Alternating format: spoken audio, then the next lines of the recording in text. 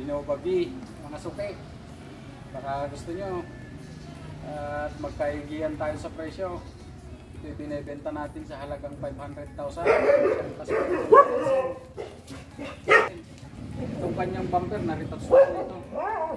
Itong kanyang hood, buong body, original paint po siya for white. Ayan, yung gulong nasa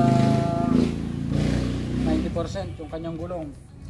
Tapos naka stickboard na rin po yan, naka roof frame, at meron na rin siyang carrier. Itong carrier po niya naka-rehistro na po yan. Ayan, original paint, buong body original po yan. Ito parang na-retouch na rin po ito eh, bumper sa likod, pero maayos na maayos po. Wala na po siyang ayusin dito, almost goods na po lahat. Itong kanyang salamin likod harap, conduction sticker, original Toyota. Yan, papasilip natin yung logo. Meron na rin siyang mating sa likod, at yung kanyang ceiling buong buo, napakaganda pa po. Yung kanyang mga sidings, sariwang sariwa po siya. Bali 6-seater po ito kasi captain seat po lahat dahil B variant. Itong kanyang loob,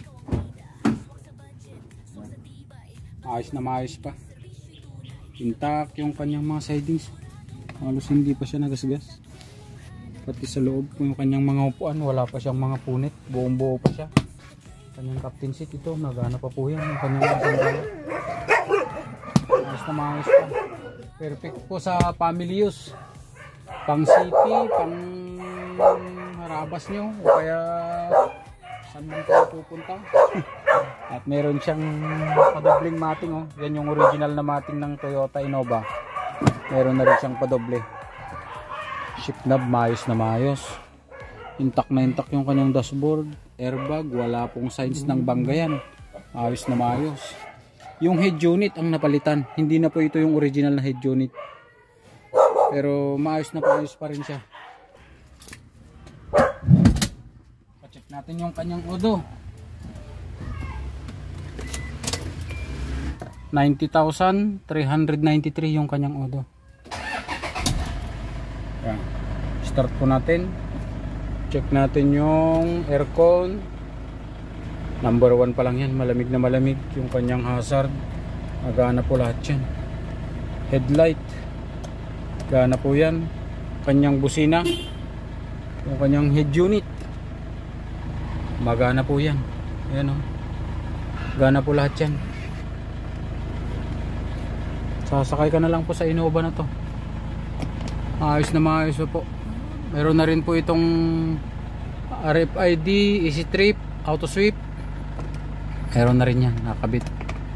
Luludan nyo na lang po mga madam, mga sir, yung kanyang sidings, intact na intact. Itong kanyang manibela, medyo may kupas konti dahil yung unang may-ari siguro nito pasmado yung kanyang kamay. Pero itong control ng kanyang manibela okay na okay pa. Pasilip natin yung kanyang makina. Ito, naka-under tong ating Innova. Yung kanyang coolant, pink na pink pa. Wala siyang indication ng bangga o alinmang malalang tama sa harapan, side at likod. Napakaganda ng andar, napakatining pa. At yung kanyang aircon, nag-automatic pa siya.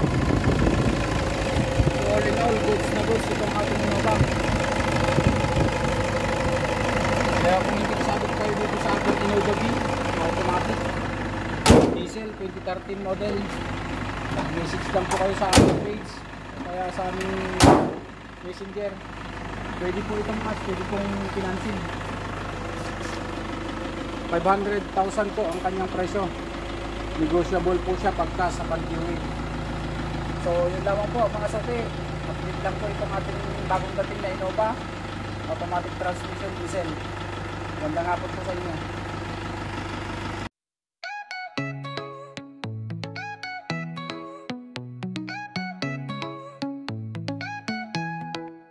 Hanap mo ba'y sasakyang swak sa budget? So sa Maybons Auto Trading. Sulit at legit, second hand ngunit di nalalayo sa bago. Pili ka lang boss, makina'y matino, libre pakilati sa iyong mekaniko. Pag natipuhan mo, let's gas and go. Kotse, SUV, pick up, van, motor man yan, dito lahat ay quality. Sumabit man paminsan-minsan, huwag kang mag-alala, sagot ni Maybons yan. Maybons Auto Trading, subok at tiwala, presyo'y